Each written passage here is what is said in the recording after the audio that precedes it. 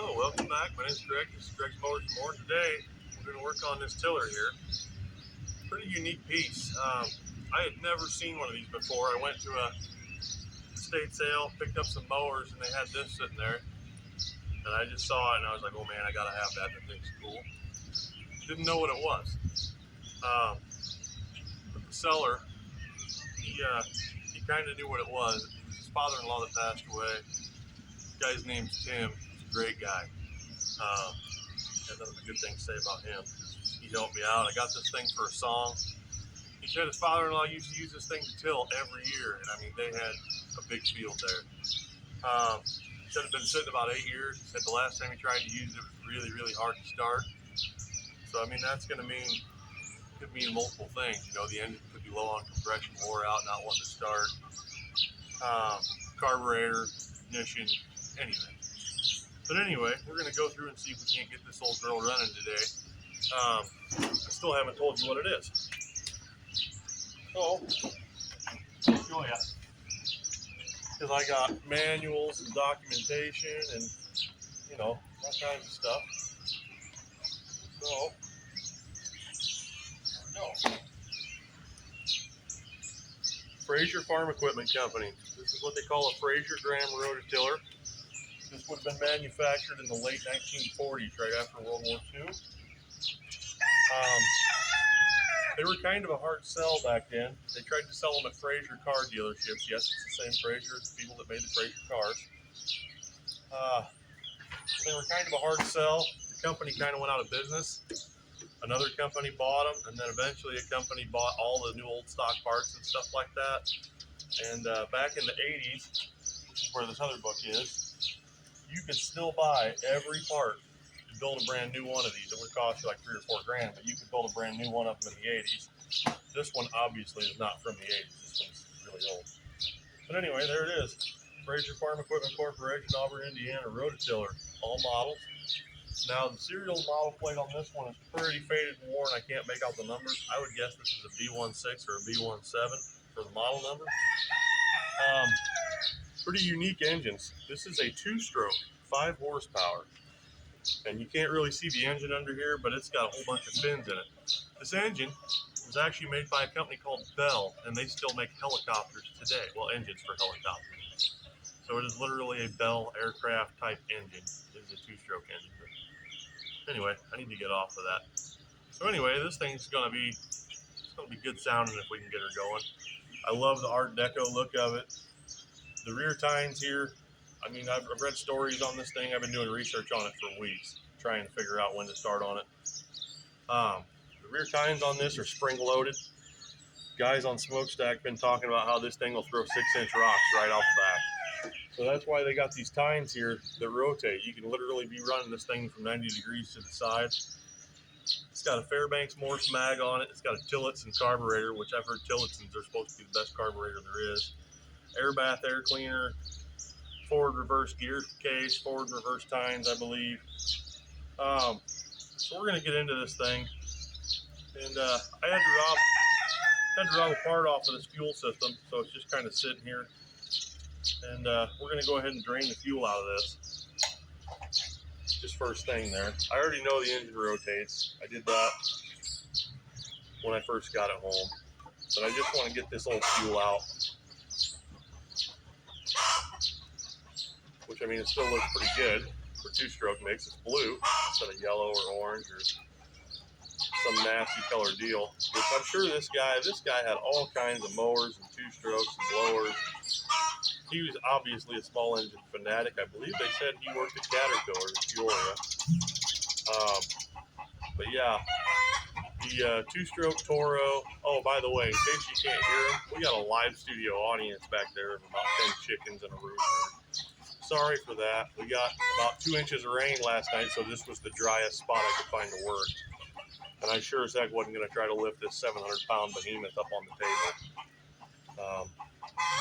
But anyway, got the fuel out of her into the bonfire jug there.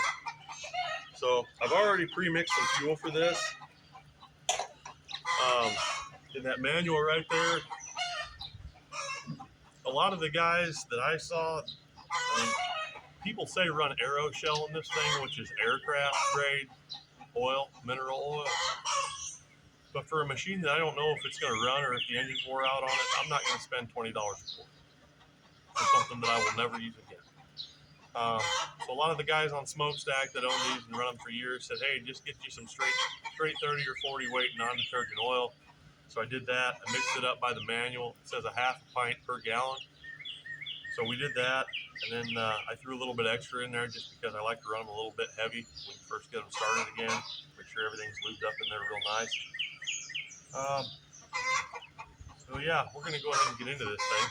And I just want to show you guys something else about this that I thought was pretty cool. I'll go ahead and maneuver this towards you.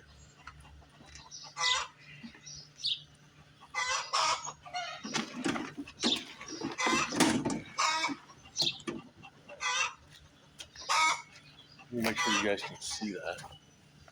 Yeah, okay. So anyway, it's got a cable for a pull start, and right now it's just freewheeling. Just to pull this thing over, you got a greaser here, you push this button in, pull this. Oh, hang on, I gotta hold it all the way in. There we go. And then it'll pull it. So that was something I thought was kind of neat. Most guys aren't gonna know to do that to fire it up. Because here's your choke. Spark plugs here. I don't know what that cable's for there. I'm gonna have to do some more reading on this if we actually get it started, because the controls and stuff on this I am not familiar with. She is heavy. Heavy pig. So this goes down to your gear case and your lower engine, and that gets filled with 90 weight gear oil. And she's got some on the stick, so it should be good there. So I think what we're gonna do is we're gonna pull the plug out of it, lube up the upper cylinder just because it probably needs it, even though it does rotate. And that's probably a big old, yeah, that looks like a 7/8 or a 15/16. I'm gonna have to go find one of those. Big, just drive.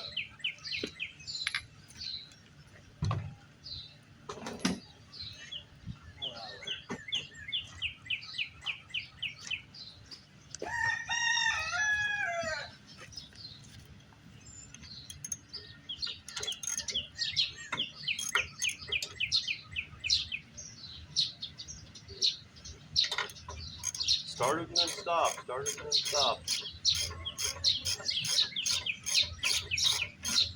This is probably going to have a pretty unique plug in it, I'm guessing. Why are they doing that? Starting and then stopping.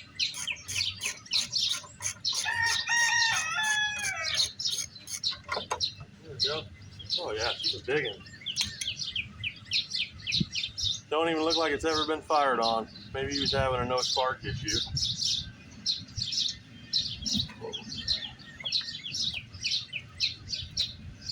Which is probably what it was. It's probably spark or fuel. That's usually what brings them down. Let's go ahead and fill this big cylinder up with some Freon. Get everything lubed up in there, boy. She's gonna take a lot of this. That's a big cylinder. That's probably plenty. That is a big cylinder. That's tall. So let me bring you guys in here so you guys can actually see this thing a little better. I want you. Look at how tall that cylinder is. Look at that. Jug starts way down here. Spark plug all the way up here. That thing's got a stroke on her a mile wide. There's our Fairbanks Morse mag. There's our dirty old water bath air cleaner. Gear case. And these wheels would have been blue. You can kind of see some of that there. And some of that original yellow paint showing through underneath there. Looks like somebody primered her up or painted her a different color at one time. There's the swivel. And then under here on the business end, see those spring-loaded tines. Look at that monster. Tell you what, boy, when this thing was new, this thing was run by men. Back when men were men and sheep were nervous, I'm telling you. So anyway, let me set you guys back up over there on the tripod stand. We'll keep moving. Go ahead and try and knock as much of that out of that cylinder as I can. Sounds like a dang full start Harley. Boom, boom, boom, boom. I like that noise. I don't like the clanging on the front here, boy. Wow. It's really cool, though. Man. He's hard to pull. A lot of rotating mass there, I think. Oh, man. Yeah, might need to lube this front up here, too, a little bit.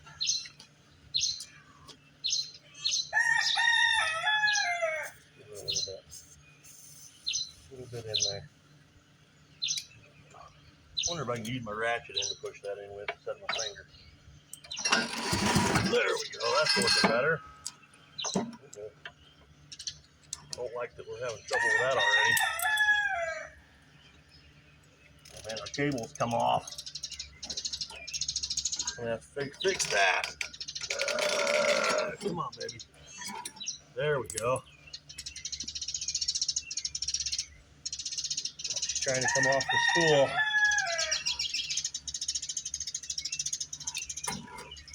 I have to rewind her in there pretty slow. Not an ideal design using cable. Rope would have been much better. We might have to pop this off the front and fix that, because that's not going to do us any justice.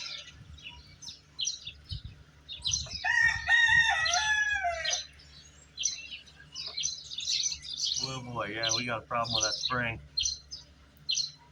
Yeah, sure do. Alright. I'm going to have to go grab my impact and zip this front cover off. Moved you guys over, got you what I hope is a little better camera view. Don't mind the annoying rooster. 9/16.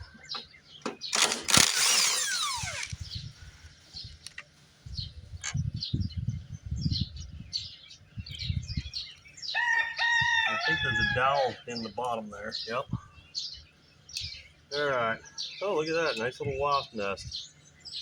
Or is that the end of that cable? It's the end of that cable. I thought that was a lump. But anyway, you can see that big old winding drum there.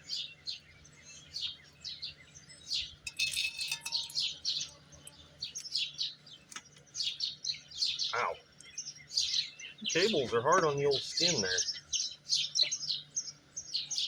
And that thing is not wanting to rewind like she should. Boy, I don't know what's going on with this. I don't like it. I don't like it. Huh?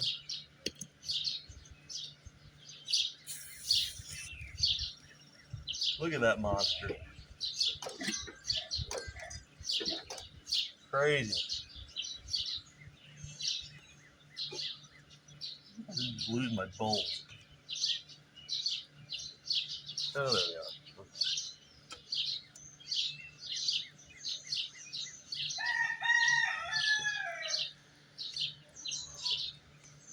What is going on with you there, guy? I just don't even know.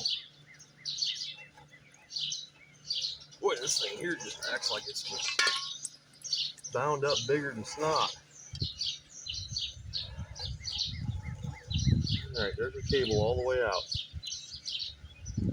Come back in nice and slow.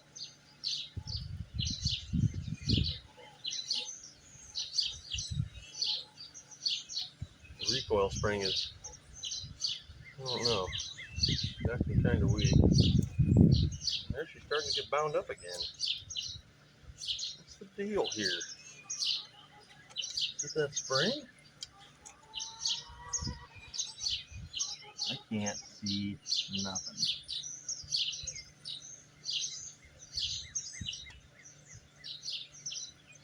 Yeah. I think that spring's getting messed up in there. Whew. Well, that ought to be interesting, getting that all apart.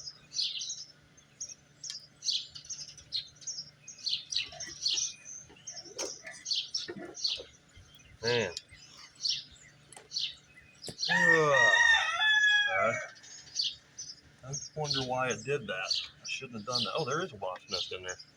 There we go. Have a nice day, guys. What's up with the spring? I'm trying to see if I can feel it back there.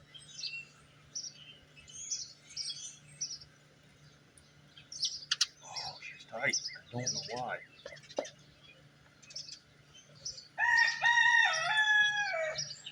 I don't get that at all. It's pulling just fine and then it quit.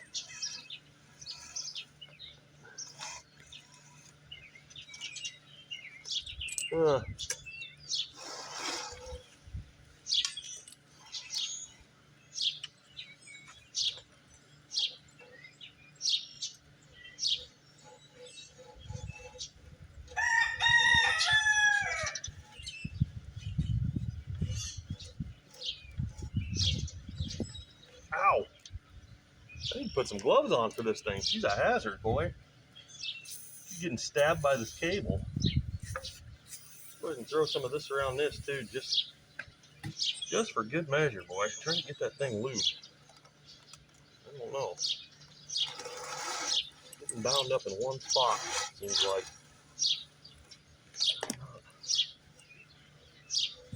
Big old fan of that. Out here wrestling in the dirt with the giant already. Getting all filthy. Before I gotta go to work.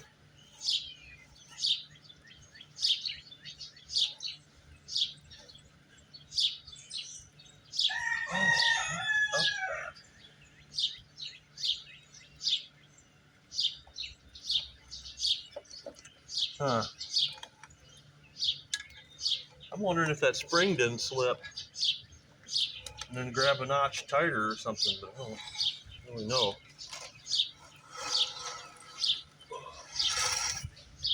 Yeah, stopped it right there every time. Weird.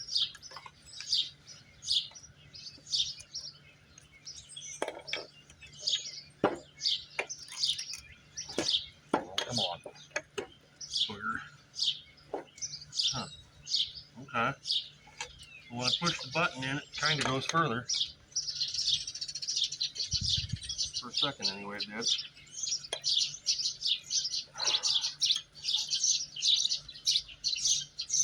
Oh,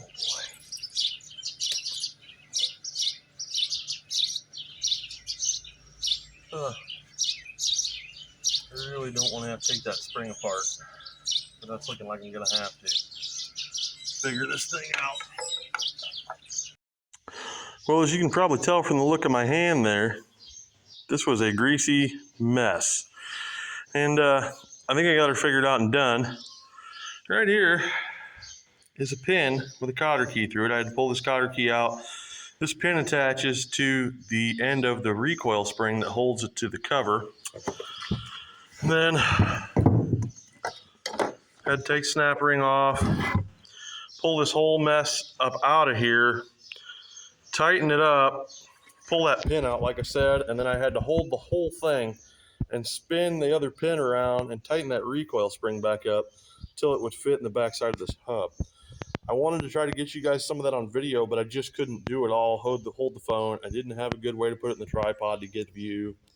So I just did the best I could and got it back together. Sometimes on these old things like this, man, especially when fighting recoil springs, I don't know about you guys, but I say some words I probably shouldn't be saying and God wouldn't be very happy with on. So I definitely didn't want to get any of that on camera and offend any of the people out there who might be listening, because I don't like to cuss. I do my best not to, but sometimes you do. So anyway, let's throw it back on the machine.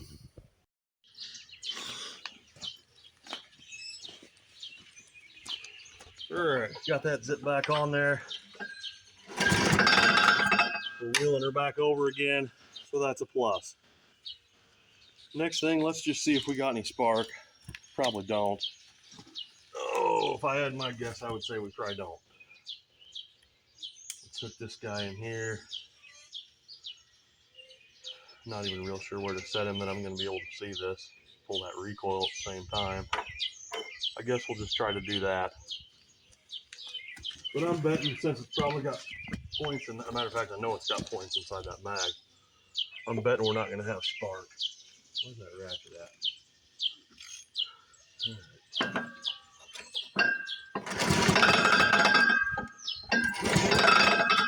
Not a lick of spark. Okay, that's where we're going next, is inside the mag. I got you guys focusing on the mag a little bit there. I'm going to try to do it from this side.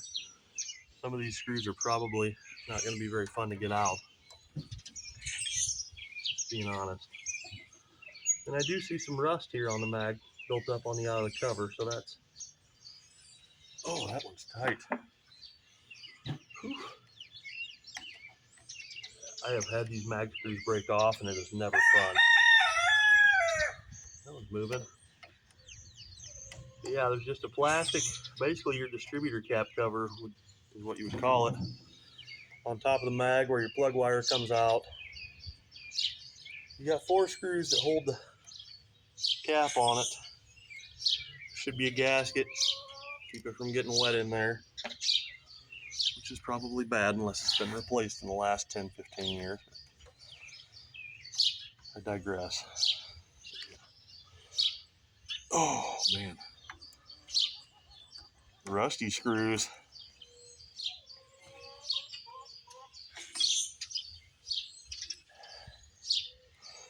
Sorry guys, I know I'm not a hand model. Don't have the prettiest meat hooks in the world, but they're functional most days. Oh, these bottom ones are going to be fun. I wonder if I can kick that back. There we go. Kick that back into whatever that is. Whatever gear that is.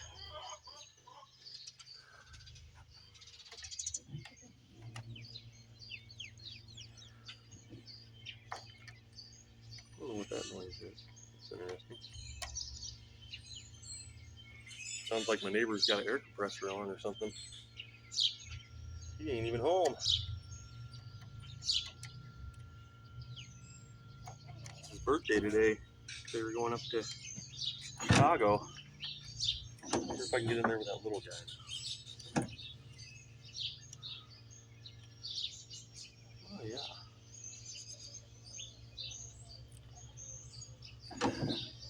Hey, while I'm on the subject of operating on this mag here, you know what the difference between a mechanic and a doctor is?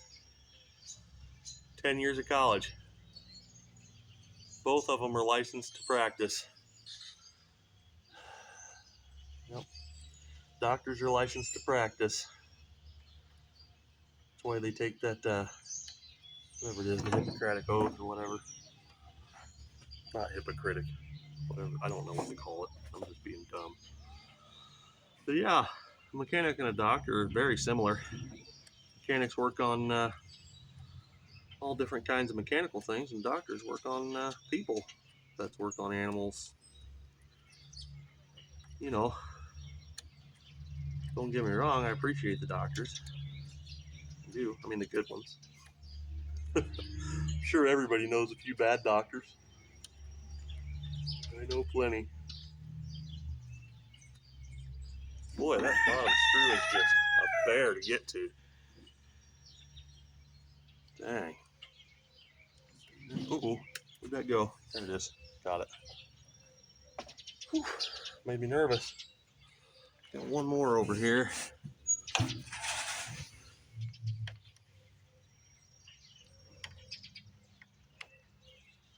Oh, that one's gonna be the toughie. Ain't it? Yeah.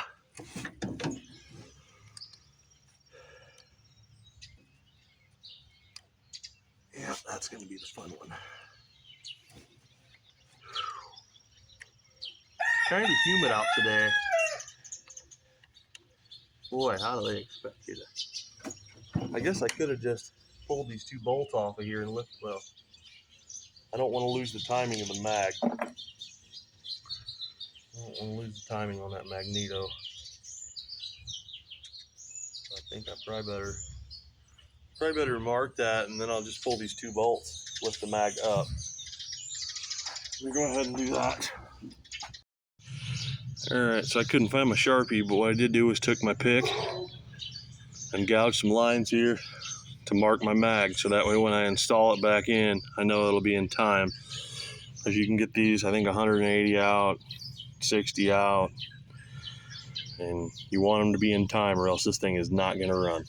So I did that. There's a bolt here and a bolt on the other side of this mag plate. We're going to take them out, lift the mag up, and then I'll work on it off the machine.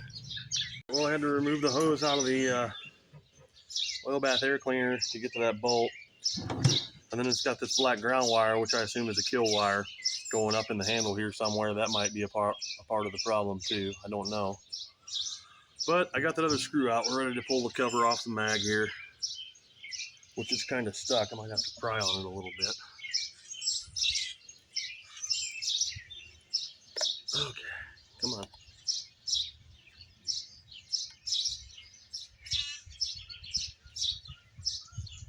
There we go. Got her off without tearing the gasket. That's what I like to see. There's the slot where our plug wire goes in. Pushes down on this little tab here. Let me move this, see if you guys can see it. Stand this up. I don't know what just fell though. I didn't like that. Oh, I see it. It's some kind of a bracket or something. So, cover pushes down on this tab. This is your coil. Condenser. Points are right here, and they look really crusty. I've seen worse, but they are crusty looking. So let me make sure my mark on this mag still shows good. What's that clicking around in there? Okay. Yeah, I can still see the mark on my mag, so that's a good thing. All right. Now you want to be careful playing with these mags, because I'll tell you why. They fire every click. When that thing gets hard to wheel over and it clicks, that thing will shock the living snot out of you. Ask me how I know. Been shocked by one more times than I can count. And I mean, it's, you know how an electric fence gives you a nice tickle? Yeah, this gives you a real good tickle. These old mags fire hot, boy. They fire real hot. So, got my points file here. And we're going to kind of open these points up a little bit more. Slip her in between here and go to filing. I'm going to go ahead and file them. Try and get a good mating surface on them.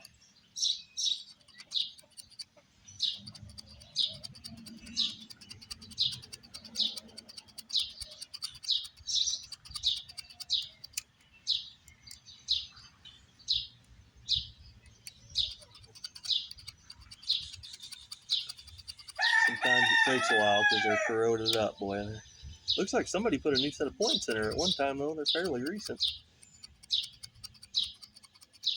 Probably knew he was fighting the spark problem. I hope we don't have a bad coil in this mag or a bad mag, because these things hardly ever go bad. They usually run forever. Usually just the points are what gets you. Alright, let's see here. Let's spray those off.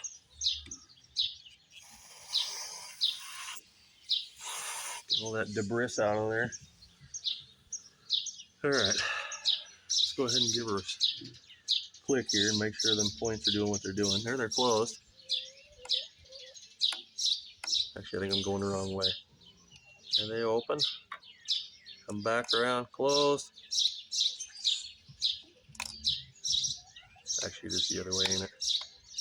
Yep, she's gonna spin over and pop. Oh, I can't even move it with my hand. Well, that's all right though. She's doing what she needs to do. Now, I've seen old timers, they'll chuck these up in a drill and spin them, make sure they're firing. We're not gonna do that. I'm gonna probably do a little more sanding on them points, and then we're gonna stick this thing back in and see, let her do what she's gonna do. I am gonna throw a little bit of grease in here, just to kind of lube this up. This felt's supposed to hold grease and keep that armature lubricated so it doesn't wear out, or the plastic doesn't wear out, which is usually what happens first. You also got to be careful in here, opening and closing these points with your finger with this coil armature right here, because if you slap them, When they make contact and it's in the right spot, it'll fire. It'll get you. They are definitely interesting to play with. Just hoping we got good hot fire here when we're done.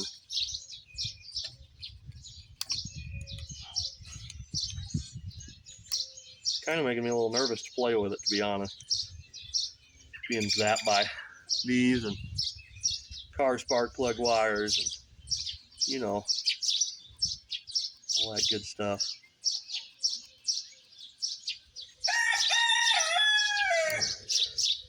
I do like to give them kind of a flick here at the end, though. Help them make and break contact. Spray them out a little bit again. There you go. They ought to be about good as new. That coil does look like she's gotten hot. Makes me a little nervous. But I'm going to go ahead and throw this thing back together, put it back on the machine. Got our mag back together, bolted back down. We're getting ready to see if we got fire.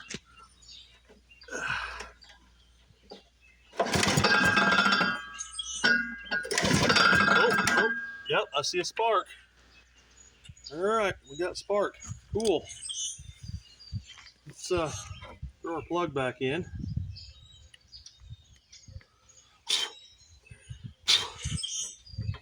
I'm hoping that the mag is timed right, because when I pulled that off of there and set it on the machine, it actually scrubbed off the dirt where I had it marked at, so I couldn't tell. But I did see a nice hot blue spark. So I'm going to spray some stuff in the carburetor first before we even try making the fuel system work, because I just want to know that it's going to pop. That's all I want to hear, is maybe a pop and a burble, you know. That's all I want to hear. And then we'll move forward from there.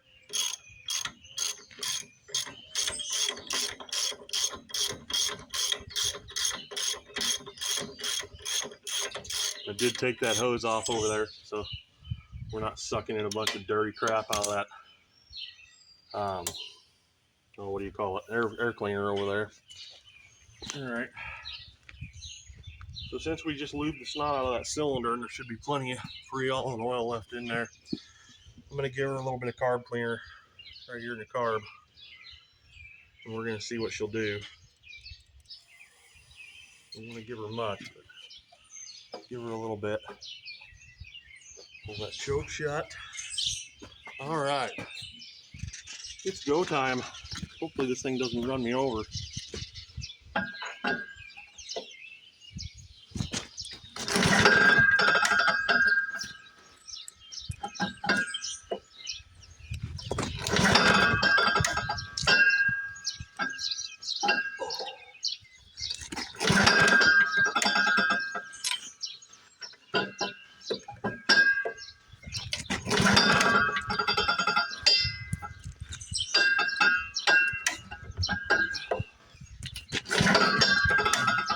Well, you would think she should have popped off of that by now.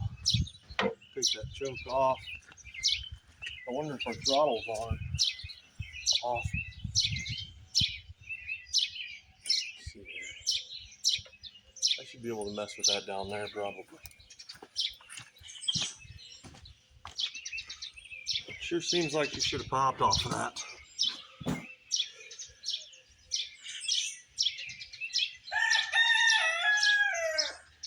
Alright, so let's see here. That right there ought to be about half throttle.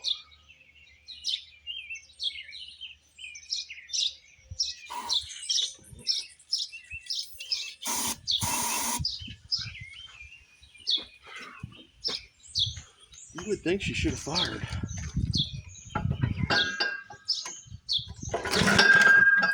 Oh, I think I heard a pop.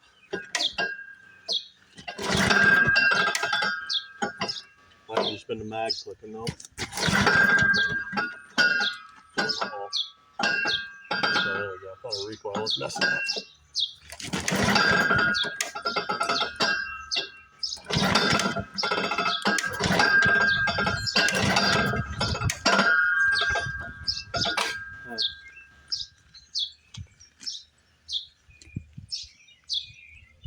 just try to verify again that we have spark, because I'm kind of wondering if we didn't lose it already. I know I saw a couple of blue sparks. I'm really hoping this thing ain't low on compression.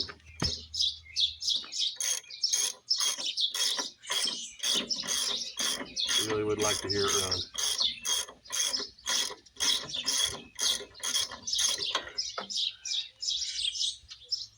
Well, we're not getting any fuel up there. For one, the plug is bone dry. So I don't know, something in the carb. She's an updraft, so I mean it might take it a minute to get something up there. Give her a little bit in there.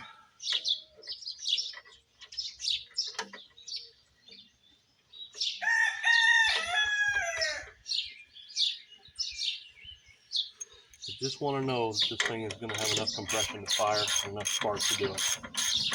Then we'll move forward. That's all I want to know. Oh, come on, Lord. Let me hear a fire. Where's my choke at? Over here.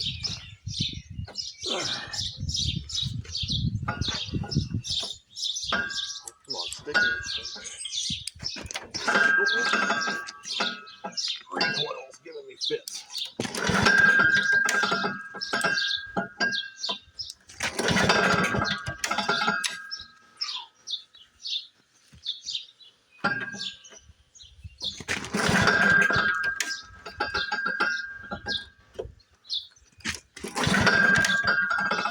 I'm just not hearing anything out of it at all. It's that spark.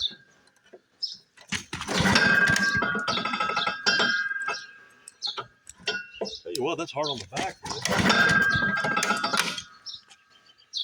All right, I guess we're pulling that plug out and making sure she's sparking, because it's acting like it ain't. Put volatile stuff right in the cylinder.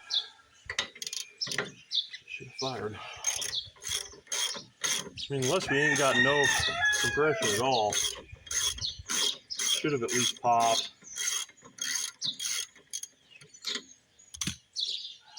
And we got the mag in 180 out. I don't know. I'm wondering. Sometimes these older ones, that's quite a bit of work. Get them going again.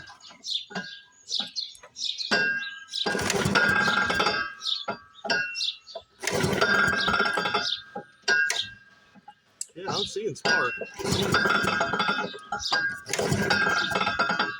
I thought I seen spark.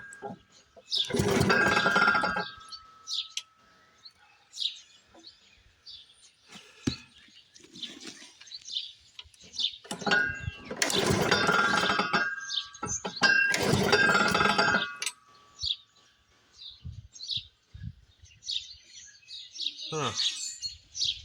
Alright, well, what about compression?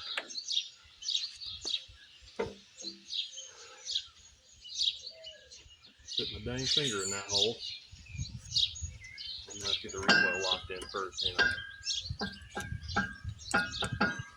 Come on. That wasn't what we wanted to happen there, boy. That's gonna mess the recoil up again, ain't it?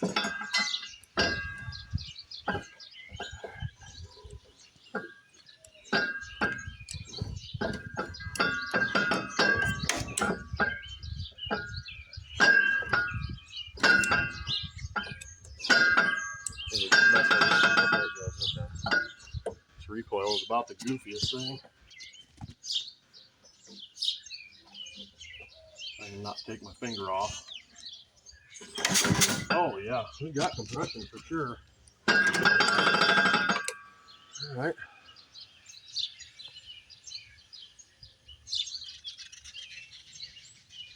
Really wondering if I don't have that mag 180 out. Huh. Alright, well, let me do some more reading in the service manual here, see what I gotta do. Okay, well, as you guys can see, I did a little bit of work off camera here. So I did have the mag out of time. So anyway, this gouge in this fin right here is your mark for TDC. See it right there. And on the mag, you got your two marks here. This one here and this one here. So it should be back in time now. So I'm going to put you guys on the tripod, put the cover back on, and then we're going to try to start it again.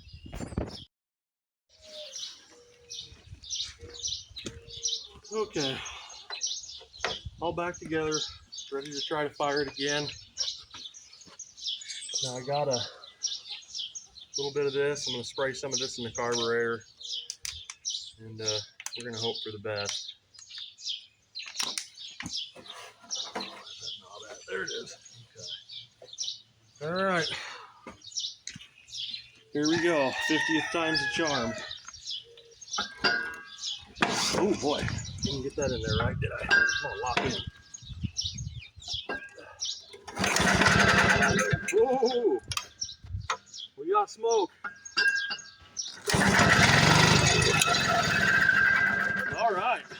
We got a runner. We got a runner. So I guess now I'll throw a fuel filter in that line where it's missing one, and then we'll add some fuel to the tank and see if we can't get this thing going. All right, so I got the fuel turned on, fuel in it. We give the carburetor a little few taps here. Trying to make sure that float's moving around in there. Hope it is. And then we're gonna give her another go. Kick some of my tools out of the way. See what she's gonna do here. Pull that choke back out again. Get in there and get one of them into them dogs.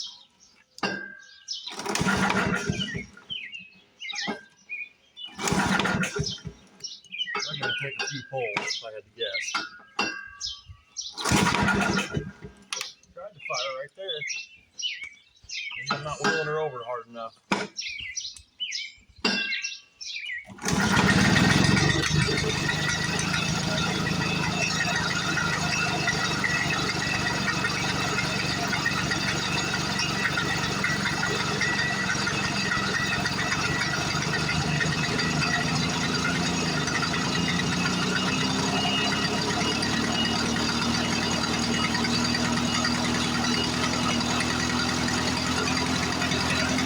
What do you guys think of that, boy? Woo, listen to that thing. All right, let's see what the levers do.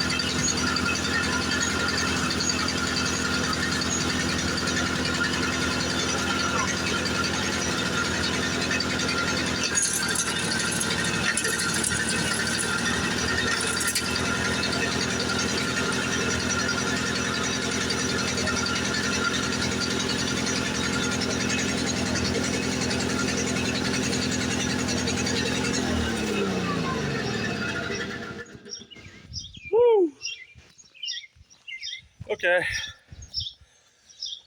Well, I don't know if you guys caught all that, but that was pretty epic. Once I kicked it into, once I kicked those tines in, boy, she took right off and it didn't want to come back out of gear. I think we might have a gear case problem. But boy, does she run and boy, does she smoke. I might have mixed that fuel a little bit too heavy. So yeah, I'm gonna have to mess with them levers on that gear case, boy, because they gave me a fright. That thing would have dragged me around everywhere. Whew. Okay, so I did some messing around with them levers and I finally got the tines out and got it out of gear. Rolls free now. So these levers are kind of screwed up. This one here is your drive, and that should be forward, I believe. And then all the way back should be reversed. But when you go to move it, like it's sloppy as all get out. This thing's got a lot of wear. So you got to kind of find the neutral. So there it is. Then over here on your transmission side, down here at the bottom of the case, boy, it's just real sloppy and worn. So that's why I couldn't get the tines to disengage on it. So I think we're gonna give it another go. I'm really hoping I didn't just knock the tines back into gear, and I didn't. Well, at least the drive's not in gear. I don't know about the tines, but I'll know when I go to pull it over. I'm gonna unhook the plug wire from it while I pull it over again. That's how I wound up having to kill it, because the kill switch up there does not work. So let's just see if we're still locked in on the tines or not. Yep, tines are still moving. We got to fix that.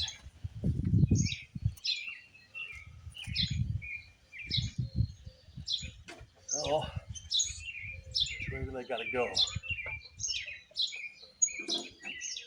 Right there, maybe? Yeah, that linkage is so wore out, that lever up there, it'll knock them in, but it won't bring them out. And they're still moving. Moving forward.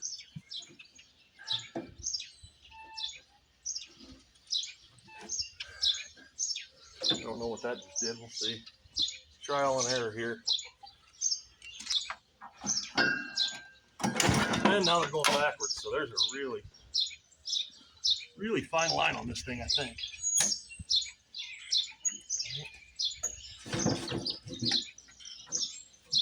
Oh boy. Whew. And that thing is hard as heck to adjust. My gosh. Still trying to come down from that. That was so scary. Glad I didn't have it pointed at a car or something.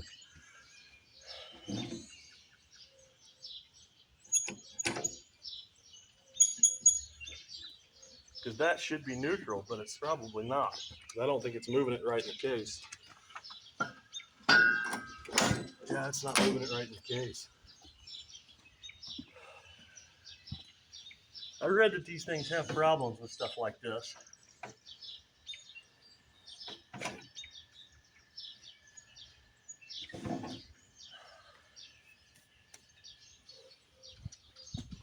I'm gonna have a hard time finding neutral. Wanting to go forward. That should be reverse.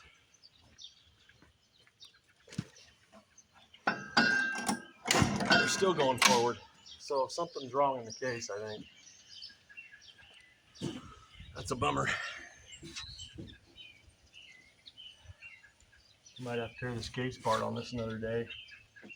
Check her out.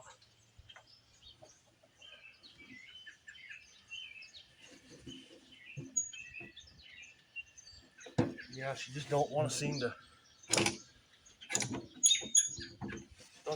go to neutral for me.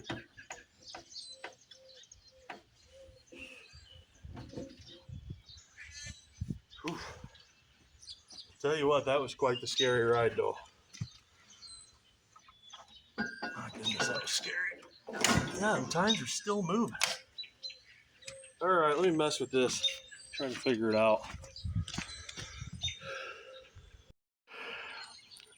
Well, I finally think I got the tines back in neutral again, and you can see just how far off the detent is. This right here is your neutral detent. Should be up under here. And you can see we're nowhere close. This linkage down here on the bottom of the case is just wallered out so bad. It's probably got a bad bushing in there, or the shift fork on the end or whatever is just so wallered out. I bet this thing's tilled, I don't know, tons and tons and tons and tons and tons of hours. I mean, maybe somebody went through that engine, because it sounds pretty darn healthy, and that carburetor looks pretty bad, not bad at all either. So anyway, I'm going to hook that mag wire back up, turn the fuel back on, and pull it again. And hopefully it's in neutral, because Best I can tell, it is. I've been sitting here rolling it back and forth, making sure nothing's catching when the mag turns. So. And it seems like it's in neutral again. So we're going to give her another shot. There was a couple of times when I rolled it forward, though, and I thought it was in neutral, and eventually it just caught and went right back into gear. So I'm kind of hoping that's not the case, because if it goes and I can't get her shut down, there's all kinds of stuff over there for it to run into. I don't want that. I don't want that at all. But all right, here we go. Okay, let's see what a hot restart does here. You gotta push the button dingy. Come on, get stuck in there. Really? Oh boy, what a recoil. It just acted like it wanted to move backwards. Something just popped right back in, didn't it? Okay, yeah, it's the tines are moving again. That shouldn't be. Okay, let's unhook that mag again since it's about took off towards the house. Great. That's interesting. I wonder why in the heck did that.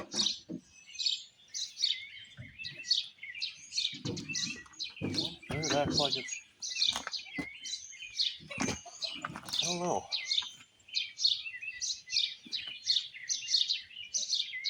Alright, well. It's quite interesting.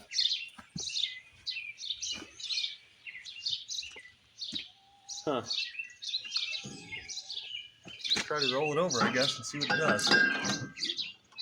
Yeah, that's weird. Well, I guess that's because the gears ain't engaged. Alright. So let's play with that a little more, I guess.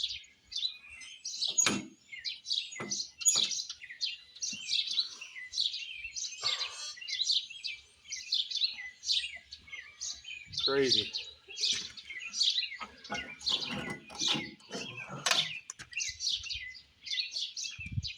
This crazy thing. She's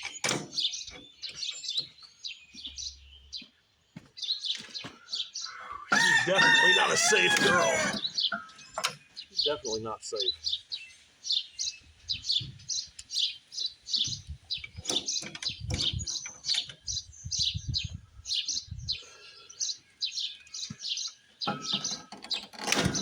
I'm staying engaged no matter what I do.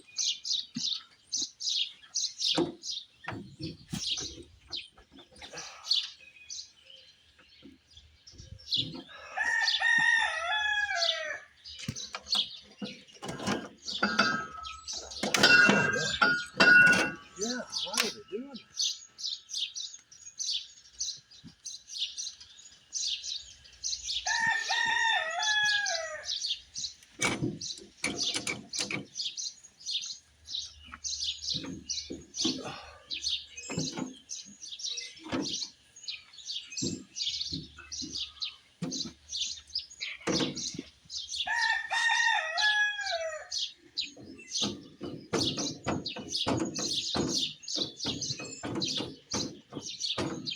Seems very interesting to me.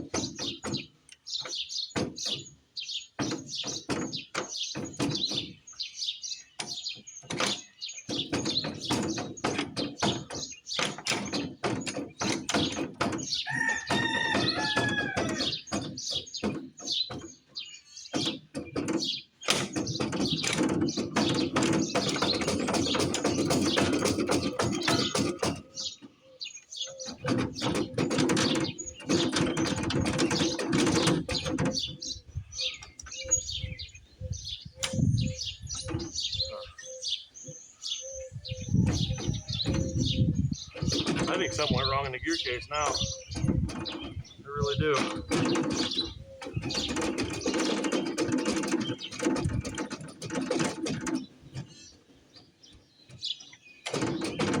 I should be able to get to a point where that stops. I don't know, I'm gonna do some more reading on this again. Dang it, I was hoping to run this thing some more, but I'm gonna have to stop for today.